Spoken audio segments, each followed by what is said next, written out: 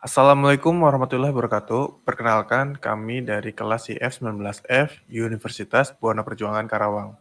Pada kesempatan kali ini, saya dan rekan saya, Hilman Wimawan, dan saya sendiri, Wilianto Tratmojo, akan sedikit menjelaskan tentang struktur data sistem operasi. Untuk yang pertama, akan dijelaskan oleh Saudara Hilman. Waktu dan tempat saya berikan. Terima kasih kepada Saudara Willy yang telah memberikan waktu dan tempat untuk menjelaskan tentang struktur data sistem operasi. Di sini saya akan menjelaskan secara umum yaitu sistem operasi, yaitu adalah software pada lapisan pertama yang ditempatkan pada memori komputer pada saat komputer dinyalakan. Sedangkan software-software lainnya dijalankan setelah sistem operasi berjalan dan sistem operasi melakukan layanan inti umum untuk software-software itu. Layanan inti umum tersebut seperti akses ke disk, manajemen memori, scheduling task, dan antarmuka user atau UI-nya. Sehingga masing-masing software tidak perlu lagi melakukan tugas-tugas inti umum tersebut, karena dapat dilayani dan dilakukan oleh sistem operasi. Pada bagian kode yang melakukan tugas-tugas inti dan umum tersebut dinamakan dengan kernel. Di sistem operasi, melakukan semua tugas-tugas penting dalam komputer dan menjamin aplikasi-aplikasi yang berbeda dapat berjalan secara bersamaan dengan lancar. Sistem operasi menjamin aplikasi software lainnya dapat menggunakan memori, melakukan input dan output, memiliki akses kepada sistem file. Apabila beberapa aplikasi berjalan secara bersamaan, maka sistem operasi mengatur schedule yang tepat sehingga sedapat mungkin sebuah proses berjalan mendapatkan waktu yang cukup untuk menggunakan prosesor serta tidak saling mengganggu. Balik ke topik pertama yaitu struktur data sistem operasi. Di sini terdapat 7 struktur dasar yang digunakan untuk membuat dan mengembangkan sistem operasi, yaitu yang pertama monolithic system, sistem berlapis, microkernel, modular, sistem mesin maya, sistem client server, dan yang terakhir itu sistem berorientasi objek. Untuk yang pertama, di sini ada monolithic system. Dideskripsikan sistem operasi sebagai kumpulan prosedur yang dapat dipanggil oleh prosedur lainnya jika diperlukan. Prosedur ini terdapat di dalam kernel atau inti, menggunakan konsep kernel loadable modul guna pengembangan, pengujian, dan fleksibilitas sistem operasi. Karakteristik prosedur dapat saling dipanggil oleh prosedur lainnya di sistem bila diperlukan dan kernel berisi semua layanan yang disediakan sistem operasi untuk penggunaan. Inisialisasinya terbatas pada fungsional perangkat keras yang terbagi menjadi dua bagian, yaitu kernel dan sistem program. Kernel terbagi menjadi serangkaian interface dan device driver dan menyediakan sistem file, penjadwalan CPU, manajemen memori, dan fungsi-fungsi sistem operasi lainnya melalui sistem calls. Contohnya di sini ada dua, yaitu Microsoft DOS dan Unix. Untuk keuntungannya, yaitu layanan dapat dilakukan sangat cepat karena terdapat di satu ruang alamat.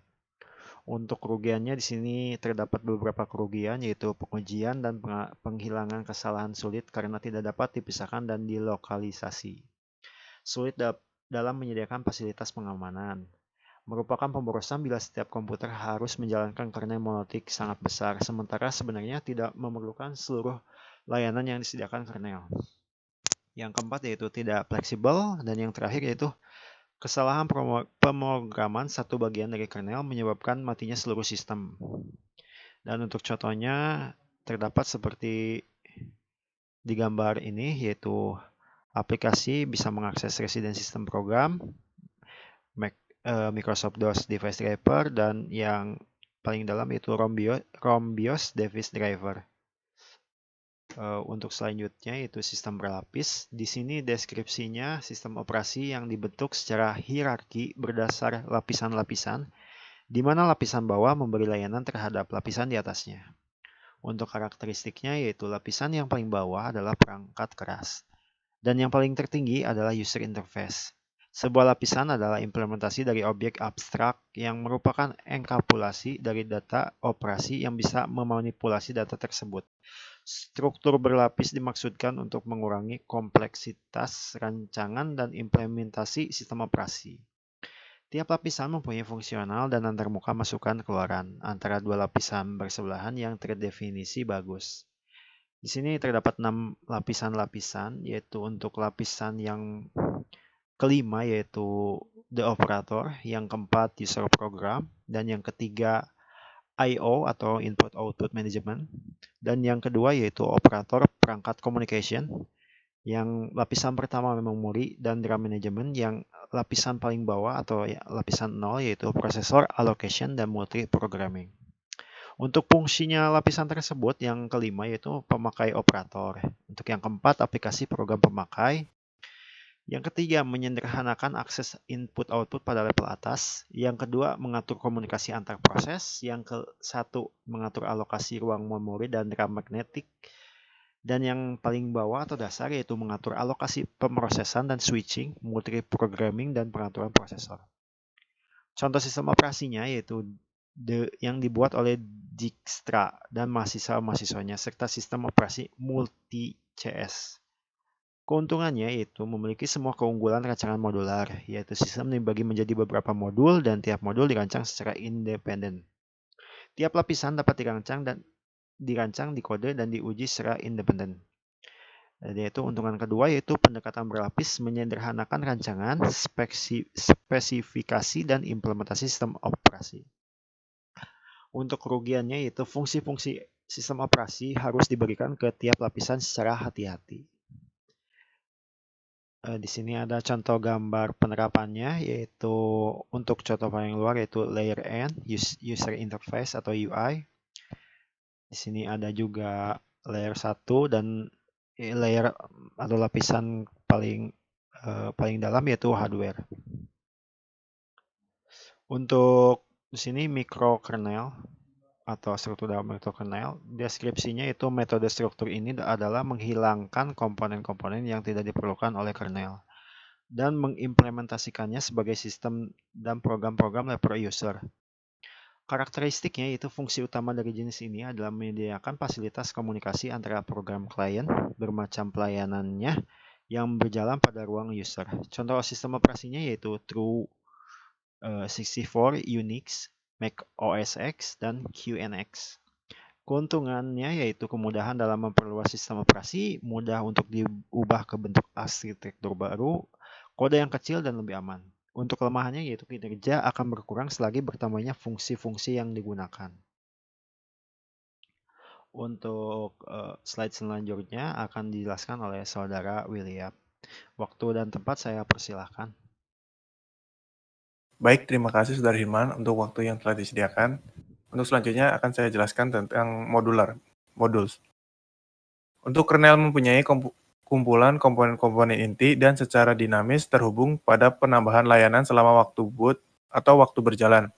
Sehingga strateginya menggunakan pemanggilan modul secara dinamis, loadable kernel modules. Umumnya sudah diimplementasikan oleh sistem operasi modern seperti Solaris, Linux, dan Mac OS. Gambar Solaris loadable modules seperti di samping ini.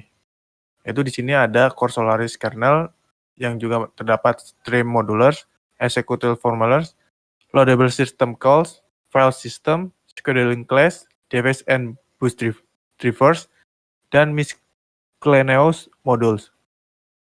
Sistem operasi Apple Macintosh Mac OS X menggunakan struktur hybrid. Strukturnya menggunakan teknik berlapis dan satu lapisan diantaranya menggunakan Mac microkernel. Untuk selanjutnya yaitu sistem mesin maya atau virtual machine.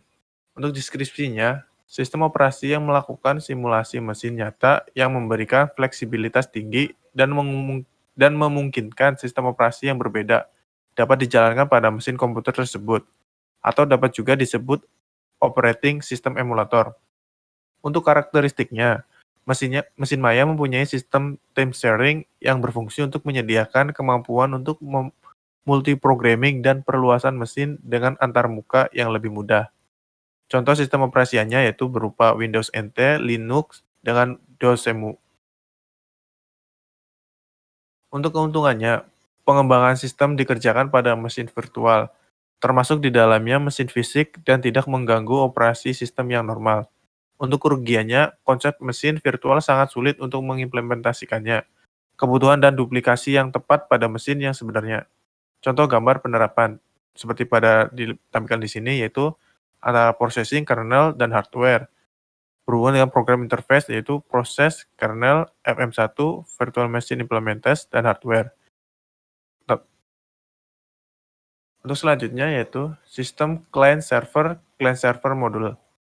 Untuk deskripsinya, sistem operasi yang dibagi fungsinya menjadi proses yang menyediakan layanan atau server dan proses yang memerlukan atau meminta layanan klien di dalam memproses data. Untuk karakteristiknya, proses klien yang memerlukan layanan mengirim pesan ke server dan menanti pesan jawaban. Proses server setelah melakukan tugas yang diminta, mengirim hasil dalam bentuk pesan jawab ke proses klien. Server hanya menanggapi permintaan klien dan tidak memulai dengan percakapan klien. Kode dapat diangkat ke level tinggi, sehingga kernel dibuat sekecil mungkin, dan semua tugas diangkat ke bagian proses pemakai. Kernel hanya mengatur komunikasi antar klien dan server. Kernel yang ini populer dengan sebutan mikrokernel.